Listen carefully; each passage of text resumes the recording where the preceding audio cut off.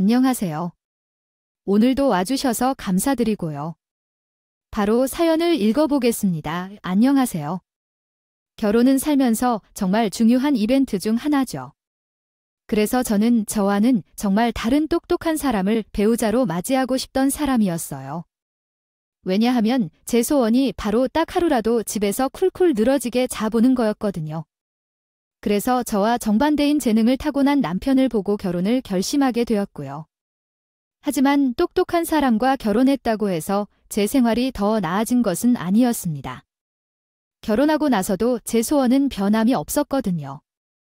결혼하기 전에도 열심히 일을 했지만 결혼을 하고부터는 그보다 더 열심히 살아야만 했던 것 같아요.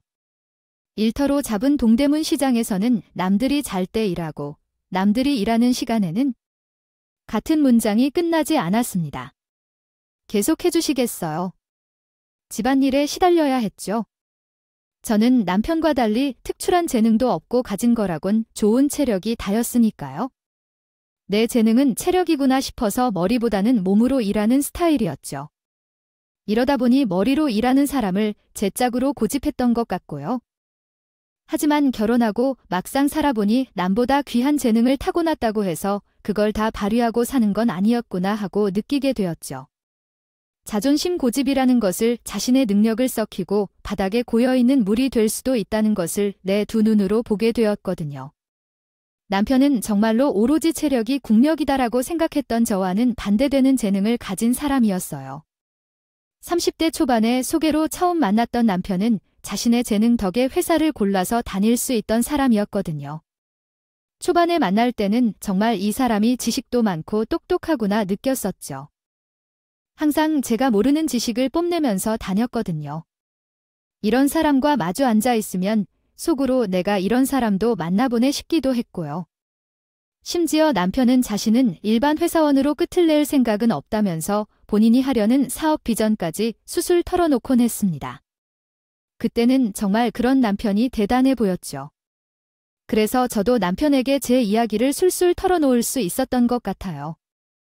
그런데 남편은 시골에서 커온 내 이야기 어디에 감명을 받았는지 모르겠지만 갑자기 눈이 반짝이면서 제 손을 톡 잡고 말하더군요. 제 아내 될 사람도 저 같았으면 했는데 제가 찾던 사람이 지금이에요. 제 눈앞에 나타났네요. 저와 결혼을 존재로 진지하게 만나보지 않을래요? 결혼의 존재로 만나자는 남편. 저는 그리 풍족하게 살아오지 않았기에 그런 남편과 함께 사업을 하면 좋겠다는 생각이 들었고 남편의 이야기를 흔쾌히 수락했죠. 이때는 이 남자와 결혼하면 내 앞날이 모두 장밋빛 인생이 될 거라는 착각을 했었던 것 같아요. 저도 살면서 많은 남자를 만나왔고 항상 엄마가 하던 말을 가슴에 묻고 다녔거든요. 딸아, 나는 딸이나처럼 고생하고 살지 않았으면 좋겠어. 물론 내 아빠가 절대 나쁜 사람은 아니야. 하지만 가정을 끝까지 책임지지 못하는 남자를 내가 만나지 않았으면 한다. 이제는 여기서도 본인의 삶을 즐길 줄 아는 시대가 그러니까 너는 좋은 남편을 만나서 몸이 편하게 지냈으면 하는 게 이 엄마의 바람이다. 엄마는 저처럼 체력이 재능이었던 사람으로 지금의 아빠를 만났고 아빠 역시도 열심히 살아왔던 사람이지만 노후 대비를 철저하게 할 수 있는 사람은 아니었어요. 그래서 저도 나처럼 일하는 사람보다는 머리로 사는 사람과 만나기를 바랬던 거고요. 그래서 남편이 저와 결혼을 존재로 사귀자는 말을 했을 때 정말 기분이 좋았어요. 앞서 말했던 것과 같이 남편과의 결혼으로 내 팔자가 필 줄 알았죠. 하지만 이렇게까지 어마무시한 가시밭길이 내 앞에 펼쳐질 줄은 꿈에도 몰랐습니다. 결혼은 남편은 결혼 전과는 다르게 회사도 설렁설렁 다니기 시작했고 슬슬 회사를 정리하려고 하더군요. 저에게 말했던 사업을 준비하겠다며 창업과 관련된 준비를 하고 다녔죠. 이때 시골에서 사는 자기 동네 친구 2명까지 불러서 사업 준비를 시작했어요. 뭔가 본격적으로 사업이라는 것을 준비하는 남편을 보면서 이 사람 말하면 바로 실행하는 멋진 사람이구나 싶었죠.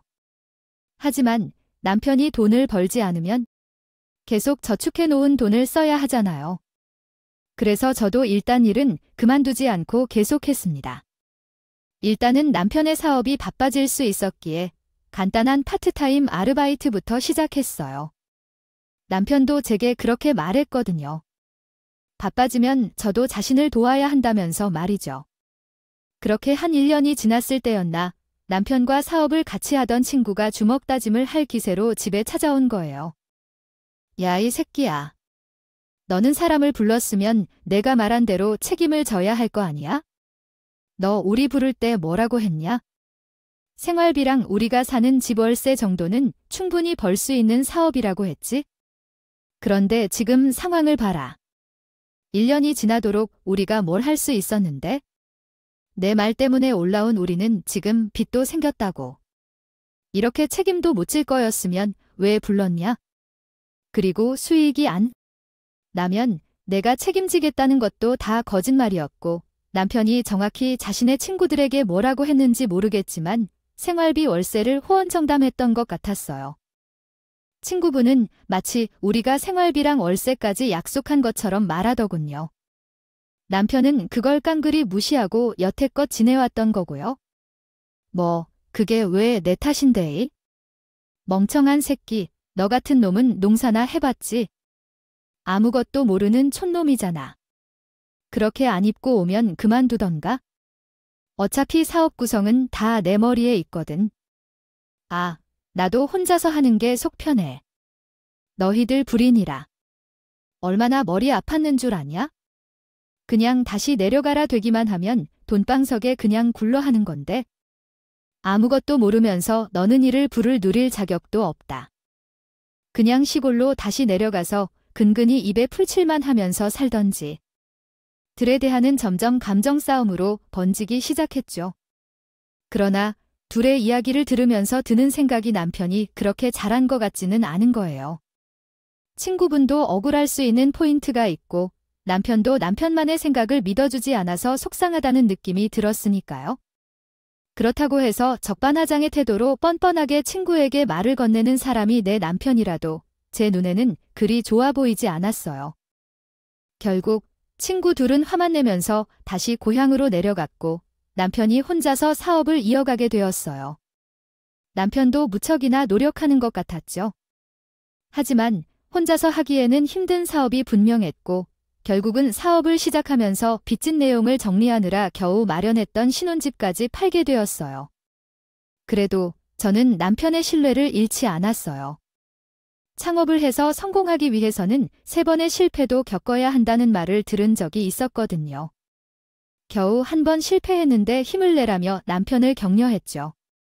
하지만 세상은 그리 호락호락하지 않았어요. 집도 팔고 다시 월세방을 구하면서 들어가는 돈이 만만치 않았거든요. 남편은 그간 벌어놓은 돈을 다 사업으로 말아먹은 상태였고요. 그래서 나도 제대로 일을 시작해야겠다는 생각이 들어 무작정 동대문 시장으로 향했습니다. 가서 일자리가 없나 이리저리 둘러보는데 마침 학교 선배인 친한 고향 언니가 매장을 운영하고 있다는 거예요. 그 소식을 듣고 눈치는 보이지만 얼른 언니의 매장으로 찾아갔죠. 안녕하세요 언니, 그간 잘 지내셨어요? 다름이 아니라 혹시 일자리 하나 알 수 있을까 해서요? 저 동대문 시장에는 아는 사람도 없고 막상 와서 일자리 구해보려니까 막막하더라고요. 여기서 매장 운영하는 언니라면 좋은 일자리 하나 알까 싶어서 이렇게 찾아오게 되었어요. 언니를 만나 능청스럽게 대화를 건넸고 언니는 일자리를 알아보러 왔다는 제 한마디에 흔쾌히 답을 주더군요. 야, 오랜만이다. 너 시집 잘 갔다면서 그렇게 좋은 남편 없다고 고향이 소문이 났던데. 일단 내가 일자리를 구한다고 하니 마침 우리 매장에 손이 하나 더 필요해서 말이야. 너만 괜찮다면 우리 매장에서 일해도 좋을 것 같은데? 괜찮아. 자신의 매장에서 일해도 괜찮다는 언니? 제 사정을 모르는 언니는 내가 일하는 이유가 매우 궁금해 보였지만 제 입은 쉽게 떨어지지 않았어요. 사실 고양이는 제가 시집을 잘 갔다면서 소문이 돌았거든요. 똑똑한 남편과 살아서 사업하는 남편이랑 잘 산다더라 하는 식으로 말이죠. 그런 제가 일을 구한다고 하니 저 같아도 궁금할 것 같았어요. 하지만 끝내 입은 떨어지지 않았고 언니는 제가 불편해한다는 걸 눈치채고는 아무것도 묻지 않고 일을 하도록 자리를 내어주었습니다. 남편의 사업이 빛을 볼 것이라는 희망이 어려운 문턱을 넘지 못하고 절망으로 바뀌어버린 지 벌써 3년째 되던 무렵이었어요. 남편은 그때까지도 정신을 못 차리고 곧 우리도 항상 할 수 있다니까 이런 말만 도돌이표처럼 늘어놓았죠. 그런 남편에게 다시 일을 하라고 애원을 하기도 했어요. 여보, 당신이 생각한 사업 아이템이 정말 좋다는 건 알겠어. 그런데 우리 상황이 이렇게 어려운데 계속하기엔 힘들지 않을까? 그래도 우리 입에 풀칠이라도 하고 살아야 하잖아. 만약에 우리가 애라도 생기면 어쩌려고? 그러니까 일단 다시 회사에 들어가서 저축 좀 하고 다시 시작해보자. 나도 계속 일하면서 돈을 벌게 둘이서 벌면 예전보다 더 상황이 나아지지 않을까? 처음에는 좋게 시작했습니다. 하지만 남편은 제 말을 듣고는 콧방귀만 끼더군요. 지금 회사에 다시 들어간다고 해도 그때 봤더니 연봉을 받을 수는 있어? 그때 연봉은 더 못 받잖아. 나더러 쥐똥만한 중소기업에라도 들어가라는 건 아니겠지. 난 절대 못 가. 그런 코딱지만한 회사는 절대 못 간다고. 아니, 나도 내 겁이 있는데 죽어도 못 가. 그리고 당시엔 내가 지금 사업 망할 거라 생각하는 거지? 그러니까 왜 자나가라고 재촉하는 건 아니냐고. 이제 곧 된다니까 왜 자꾸 옆에서 걸리적거려. 그냥 당신이 몇 달만 나 밀어주면 고생 끝이라니까. 그간 자존심만 높아져서 호언장담을 하는 남편. 더 이상 싸우면 이혼이라도 하자는 말이 나올까 싶어 그냥 알겠다고 대화를 마무리 지을 수밖에 없었죠. 저도 남편을 한 번 더 믿어보기로 했고요. 하지만 그때 넘어가서는 안 됐던 것 같아요. 나중에는 남편 사무실의 월세까지 전부 제가 감당하게 되었거든요. 분명 결혼하기 전에는 저 정도 명석한 머리와 재능이면 뭐든 다 할 수 있을 것이라고 생각했는데 그런 남편을 보고 굳게 믿고 지금까지 기다렸는데 남편은 결혼 전까지 합하면 10년이라는 시간을 사업 구상에 썼으니 칼로 물어도 베겠지 하는 심정으로 더 지켜보기로 마음먹었죠. 그러나 제가 신경 써야 하는 것은 남편과 가정뿐만 있는 건 아니었어요. 결혼할 때도 그리 반대하던 시모도 절 힘들게 만들었거든요. 시모는 아직 남편이 잘 나가는 줄 알고 있는 사람이었어요. 잘난. 본인의 아드님께서 힘들게 사업 구상 중인 것으로 말이죠. 그래서 집에 찾아와서 한 번씩 제게 이렇게 말하곤 했죠. 너, 우리 잘난 아들 뒷바라지 제대로 하고 있는 거 맞지? 우리 아들이 돈을 벌어다 주면 잘 관리해야 될 것 아니냐? 내가 분명 너처럼 말이 없는 것과 결혼하면 안 된다는 녀석은 절대 내 말을 듣질 않는다니까. 마치 당신의 아들이 이 집에 돈을 벌어다 주는 것처럼 말이에요. 거기에 대고 그렇지 않다고 말할 수 없었어요. 남편의 최면이 있으니까요. 이 상황에서 유일하게 제 심정을 이해해주는 것은 바로 친정엄마였죠. 썩어 문드러져가는 내 마음을 알던 엄마는 낮에 집에 들어와서 눈이라도 붙이라며 집에 찾아와서 집안일까지 다 해놓고 가곤 하셨어요. 그러면서 제게 오늘은 푹 쉬면서 전화도 주고요 하지만 저는 이런 엄마의 행동이 불편했어요. 왜냐하면 청소 일을 하던 엄마에게 본인 집도 아니고 나의 집에까지 와서 집안 청소를 시키기는 죽어도 싫었거든요. 솔직한 말로 제가 남편과 결혼한 이유도 바로 이 때문이었어요. 남편의 사업만 잘 되면 엄마가 일을 건들게 만들 생각이었거든요. 한석호, 집안일을 손대지 않아도 된다고 엄마를 말렸지만 엄마의 마음이 어디 가겠나요? 그 때문에 엄마에게 모진 말을 꺼낸 적도 한두 번이 아니었죠. 엄마, 이렇게 우리 집까지 청소하지 않아도 된다니까 사람 말을 왜 이렇게 못 알아들어? 이거 어차피 다 내가 하면 되는 일이니까 엄마는 그냥 집에 들어가서 쉬세요. 엄마보다 내가 나이도 젊고 몸도 건강해. 내가 사람 고생시킬 마음 없으니까 그냥 가시라고요. 엄마가 청소를 하고 갔다는 말을 들을 때마다 여전히 엄마 손을 빌리는 내 처지가 정말 한심했거든요. 부모님 팔자 한번 펴드리겠다고 괜찮은 남편과 결혼해서 잘 살아보겠다고 했던 것이 다 허사가 되었으니 마음은 점점 타들어가기만 했어요. 제가 이렇게 힘든 나날을 보내온 지도 벌써 5년이 되어가는 무렵이었어요. 마침 언니가 5년이나 일을 해줘서 고맙다며 제게 큰 선물을 주고 싶다고 하더군요. 겉으로는 괜찮다고 말했지만 그 선물이 뭔지 너무 궁금한 나머지 일을 하면서도 눈을 반짝이게 되었어요. 여기, 내가 우리 매장에서 일하는 지 5년도 지나가고 지금까지 매장에서 큰 소리가 난 적도 없어서 고마워해서 주는 거야? 가만 보니까 또 요새 힘들어 보이는데 이걸로 스트레스 좀 풀고 와라. 아니면 내가 꼭 필요한 곳에 사용하던지 언니는 고백이라는 큰 돈을 제게 주면서 말하더군요. 저는 고맙다고 말할 수밖에 없었습니다. 언니, 정말 감사합니다. 제가 뭘 잘했다고 이렇게 큰 돈을 덥석 주고 그래요? 그래도 언니 마음 정말 감사하게 받겠습니다. 이 돈은 절대 허투루 쓰지 않을게요. 고마워요, 언니. 고맙다고 인사하는 내 모습에 흐뭇했는지 그냥 웃으면서 보너스 같은 개념으로 바라보는 언니의 모습을 보니 정말 사람 사이의 정을 느낀 것 같아요. 받은 돈으로 뭘 해야 할까 싶었지만 돈을 보자마자 문득 떠오르는 사실이 하나 있었죠. 바로 칠순이 다가오는 엄마의 생각이었습니다. 전 이 돈을 바로 엄마에게 줄까 싶었지만 엄마에게 돈으로 주면 절대 쓰지 않고 모아둘 것을 알기에 미리 내가 예약해서 선물로 줘야겠다 싶었죠. 그리고는 엄마에게 전화를 했어요. 엄마, 곧 칠순도 다가오는데 아빠랑 여행 다녀와. 내가 지금 티켓 예매해 놨거든. 그러니까 여권 미리 만들어 놓고 엄마는 제 말을 듣고는 깜짝 놀랐어요. 아니, 너 힘든 거 내가 다 알고 있는데.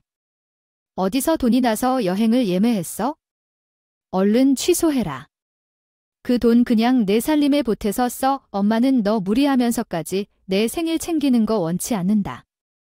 역시나 엄마는 제가 돈으로 줬더라면 절대 쓰지 않을 사람이었어요. 자꾸만 취소하라고만 말하는 엄마에게 저는 돈이 생긴 연유를 알려주었습니다. 아니야, 엄마, 이거 내가 일해서 받은 월급으로 예매한 건 아니고. 내가 일하는 매장 사장님 있지? 나랑 친한 고향 선배. 그 선배가 나 오랫동안 일해줘서 고맙고 매장도 잘 봐주니까 인센티브 같은 개념으로 준 돈으로 예매한 거야. 지금 내가 버는 돈으로 나 살기에는 괜찮으니까 이 돈은 엄마 생일을 사용하려고요.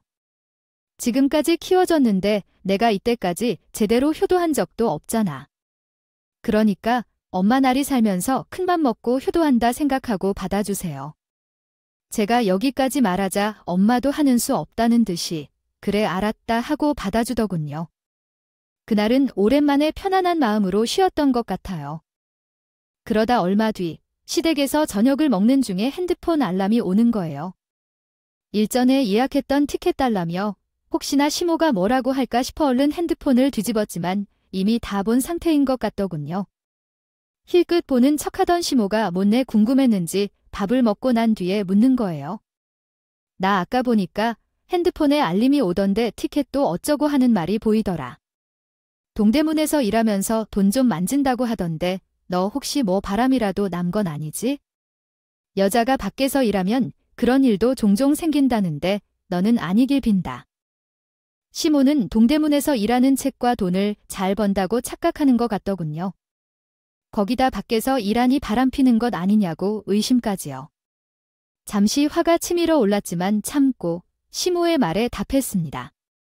바람이라니요. 저는 한 번도 생각한 적 없어요. 그리고 이건 친정엄마 칠순에 사용하려고 제가 그동안 모은 돈으로 예약한 거예요.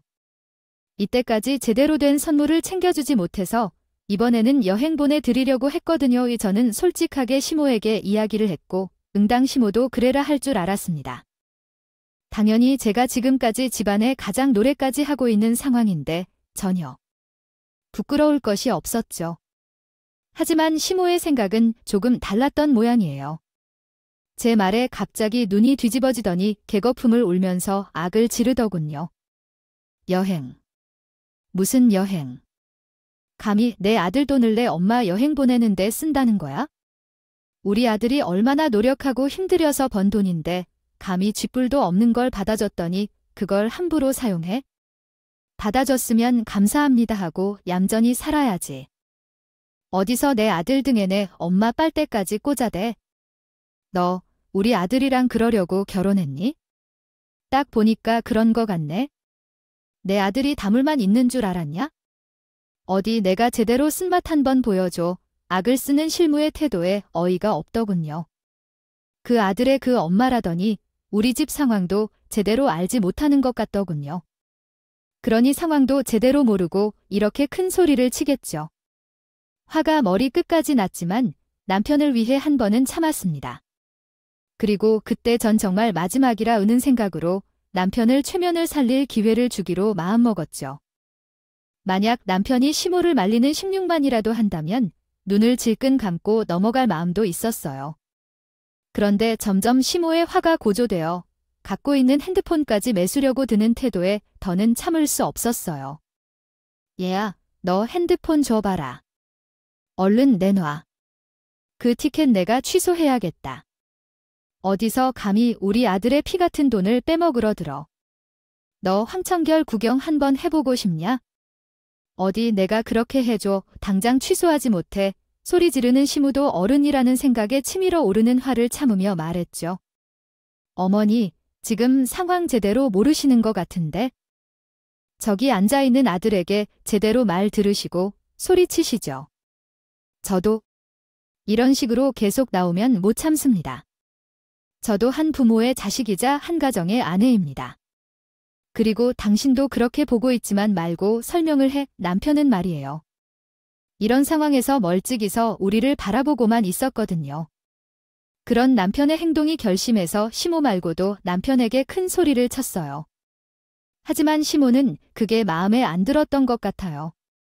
뭐, 너 지금 내 아들한테 큰 소리 낸 거니? 그래, 능력 좋은 아들 잡아서 여태까지 편하게 살았으면 받들어 모셔야지. 아, 지금 큰 소리를 냈어? 내가 그러고도 사람이니? 그래, 제가 말이에요.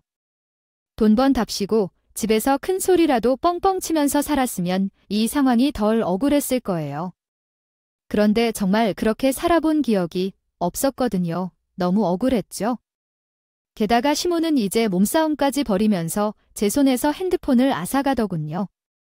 이 이상 참을 수 없다 싶어서 시모의 손에서 핸드폰을 빼둬서 그대로 시댁을 빠져나왔습니다. 그날 너무 우울하고 억울한 마음을 털어놓을 사람이 없어서 처음으로 사장 언니에게 제 속 이야기를 털어놓게 되었어요. 언니, 지금 통화 가능해요? 사실 제가 너무 억울한데 털어놓을 곳이 없어서 이렇게 언니한테 전화하게 됐네요. 일단 언니 시간을 빼둬서 죄송하고요. 그래도 혹시 제 이야기를 들어주실 수는 없으신가요? 심각해 보이는 제 분위기를 눈치챘는지 언니는 흔쾌히 말하라고 했고 저는 속마음을 털어놓기 시작했어요. 그건 제가 결혼을 잘 갔다고 소문이 났었다고 했죠. 맞아요. 처음에는 저가 너무 괜찮은 사람과 결혼했다고 생각했어요. 그런데 언니를 만나보니 그게 아니었어요. 지금 함께 자는 사람인데 겉만 번지르르하고 허세로만 꽉 차 있는 사람이에요. 실천력이 없어요. 지금 사업을 한 번 말아먹고 두 번째 시도 중인데 전혀 진전이 없고요. 게다가 남편 집에서는 남편이 돈을 잘 벌어서 제가 그 돈으로 먹고 사는 줄 알아요. 정말 웃기죠. 오늘도 언니가 준 그 돈으로 엄마를 칠순 여행 보내주겠다고 하니 시모가 난리를 쳤죠. 정말 어이가 없었어요. 남편이라는 사람은 그 상황을 멀리서 멀쩡멀쩡 지켜보기만 하고요. 내가 이런 인간과 살아보려고 결혼했나 싶은 생각이 들더라고요. 그동안 언니도 제가 왜 일하는지 궁금하셨을까요? 텐데 이제야 속마음을 털어놓네요. 속인 건 아니지만 그건 이야기하지 못해서 미안했어요. 내 자존심, 그게 뭐라고. 제 긴 이야기에도 묵묵히 들어주던 언니는 제 말이 끝나자 입을 열었습니다. 사실 나도 사람인데 눈치가 있지? 내가 힘들게 사는 것 같다는 생각은 들었어. 일하는 내 모습을 보면서 집이 그리 썩 좋지 않은가 싶기도 했고. 그리고 사실은 내가 매장을 하나 더 열게 됐거든. 그간 내가 너 일하는 모습을 보면서 생각했는데 내가 그 매장 관리자 사장으로 있으면 좋지 않을까 싶더라고. 그래서 조만간 너한테 이야기를 하려고 했고. 아, 그런데 집에 그런 일이 있다면 내가 타이밍 좋게 잘 생각한 것 같네. 언니는 제게 곧 열릴 매장에 사장 자리를 줄 생각이라고 하더군요. 저는 언니의 말에 깜짝 놀랐어요. 나도 너 친한 동생으로 여태까지 봐왔고 항상 아껴주고 싶은 동생이라 생각하고 있어. 내 일을 지금까지 많이 도와주기도 했고, 그러니까 너 절대 도움 걱정 때문에 이혼 못하지는 마라. 돈 그것 때문에 못 헤어지는 거, 그거 정말 바보 같은 짓이야. 알겠지? 절대 돈 걱정 때문에 이혼 못하지는 말라고. 저를 격려해주는 언니, 저는 처음으로 털어놓은 마음에 이렇게 속 시원할 수 없었어요. 전 그날부터 이혼을 준비하기 시작했어요. 그러면서 가장 노릇도 함께 내려놓았죠. 가만히 앉아서 생각해보니 남편이 사무실을 마치 자신의 놀이터처럼 쓰게 만든 걸 도운 것도 나였고, 그런 남편의 행동을 숨기고 남편의 위치를 지켜준다는 마음으로 배려한 짓도 전부 호구 같은 짓이더라고요. 집에선 울고 먹기만 하는 남편이라는 백수를 사업 준비하는 사람으로 포장해뒀던 껍데기를 지금에서라도 벗겨야겠다 싶더군요. 그래서 시댁에는 이혼의 이자도 꺼내지 않은 채로 이혼 소장을 날렸습니다. 이혼 소장을 알리자마자 놀란 시무가 집으로 쫓아왔더군요. 야차와 같은 모습으로 말이죠. 그리고 그 뒤에는 그 잘난 빛 좋은 게살구인 아들이 시무 뒤에서 안절부절 못하고 있었고요. 그 모습을 보고 드는 생각이 내가 정말 40 넘은 애 하나를 키우고 있었구나 였어요. 그동안의 제 처지를 확실하게 깨달을 수 있었죠. 하지만 시무의 행동을 보아하니 여전히 실상 백수인 남편의 처지를 전혀 모르고 있던 모양이더군요. 너 감히 우리 아들이랑 이혼을 하겠다고 먼저 소장을 보내. 네가 모은데 우리 아들한테 이혼하네 마네야. 내가 지금 뭐라도 되는 듯이 행동하고 있는데 그래 나도 더 이상은 못 참는다. 우리 아들이 착해서 가만히 있으니까 멋있게 보이나 보지? 그래, 나도 너 같으면. 오늘이 더 이상 필요 없다. 내 눈앞에서 얼른 사라져. 여전히 시모 입에서 나오는 감이라는 말 이제 들으니 정말 코웃음이 쳐지더군요. 시모는 제가 마치 남편의 명예와 부로 떵떵거리고 살았다는 식으로 말만 하는 정말 웃음밖에 나오지 않았죠. 시모는 헤어지라는 말에 아무 대꾸도 하지 않은 저를 보고 이상하다 싶었는지 눈이 휘둥그레져 남편을 보더군요. 그제야 남편도 상황의 긴박함을 깨달았는지 시모를 말리기 시작했죠. 어머, 그만해. 지금 저 사람한테 그러면 안 돼. 나 통장에 단돈 10,000원도 없어. 저 사람 없으면 지금 월세도 계속 밀린단 말이야. 당장 그만하라고 자신의 통장에 10,000원도 없다고 말하는 남편. 정말 웃기지도 않았죠. 이 상황으로 발가벗겨진 남편의 상황. 남편은 심지어 애처럼 발을 동동 구르면서 시무를 말리기 시작했죠. 남편의 밝혀진 통장 창고에 어차피 더 싸워봤자 받아낼 것이 없겠구나 싶더군요. 이제 자기 아들의 실체를 알게 된 소감이 어떠세요, 저요? 그동안 저 능력 없는 사람 대신 가정을 열심히 꾸려온 사람이고요. 이때까지 입고 먹고 한 돈은 다 내 통장에서 나온 돈이에요. 알기나 하세요? 그러니까 그렇게 잘난 아들이랑은 어머님이 함께 사시죠. 이제 전 더 이상은 못 살겠으니까 제 입장을 당당히 말하고는 두 사람 앞에서 여유롭게 짐을 싸기 시작했어요. 사실 이혼을 준비하는 시간 동안 혼자서 살만한 적당한 집도 계약했고 만발의 준비를 마친 상태였거든요. 더는 아쉬울 것이 하나도 없었죠. 짐을 챙기다 보니 지금까지 당한 것이 하나 둘 생각나기 시작하더군요. 그렇게 아끼던 개설구가 사실 다 썩어 문드러진 개 살구라는 거의 자식이겠어요? 방금 헤어지라고 하셨죠? 네, 그냥 저 사람 데려가세요. 지금까지는 모르셨죠? 당신 아들이 벌써 백수 된 지 5년이 넘어가거든요. 그래서 여태 빨대 꽂고 있던 사람은 죄가 아니라 당신 아들이었다고요. 그놈의 사업, 그 사업은 어머니 죽기 전에 할 수 있으려나? 아니, 평생 그 사업 성공을 하려나 모르겠네요. 자, 데려가세요. 데려가서 어머니가 다 누리세요. 여태 단물 빨아간 인간은 제가 아니고 이 사람이었으니까요. 어디서 감이라는 말이 나와요? 저요, 이 사람 줘도 안 가집니다. 그냥 이혼해. 이쯤 되니 사태의 심각성을 알게 된 시모는 갑자기 저를 뜯어 말리기 시작하더군요. 남편도 옆에서 입을 더했고요. 아니, 아가, 그래도 지금 이렇게 나가는 건 경관이지. 그래도 내가 몇 년을 살아온 남편인데 일단 이야기라도 천천히 나눠야 하지 않겠어? 여보, 당신은 화가 난 거 알아. 알겠는데 지금 이렇게 나한테 한마디도 없이 집을 나가는 건 아니지. 그냥 이혼 소장만 덜컥 보내면 이혼인가 아니잖아. 그러니까 일단 그 집 내려놓고 우리 천천히 대화부터 해봅시다. 둘의 말에도 아무 말 없이 짐을 묵묵히 싸고 나가려고 하죠. 제 발까지 잡으면서 둘은 잘못했다. 싹싹 빌더군요. 여보, 내가 잘못했어. 내가 지금이라도 당장 일자리 알아보고 밖에 나가서 일할게. 더 이상 내 자존심 내세우지 않고 내가 잘할게. 제발, 이렇게 나가는 건 정말 아니잖아. 그래, 아가. 아들 말이 맞다.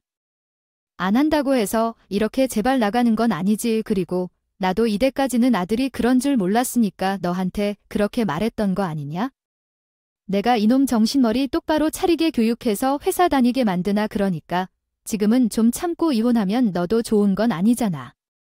그러니까 일단 대화로 풀어보자.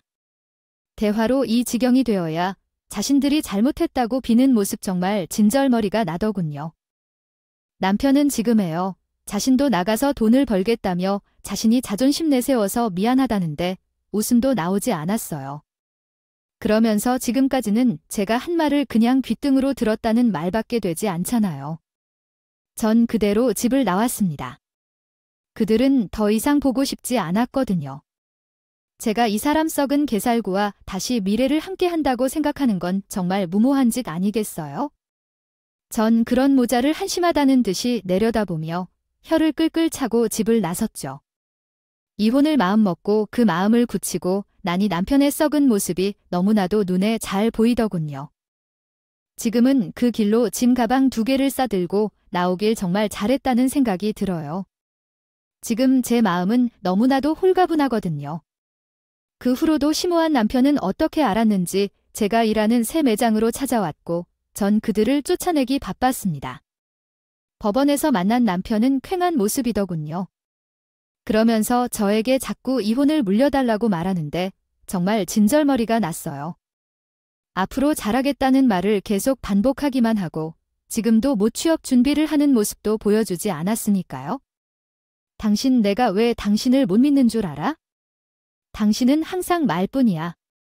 말만 번지르르 하다고 내가 그런 사람을 뭘 믿고 이혼을 물러. 당연히 못 물을 입장 바꿔서 생각을 좀 해봐. 당신도 내가 말만 하고 일도 안 하고 집구석에서 놀고만 있으면 좋겠어? 아니잖아.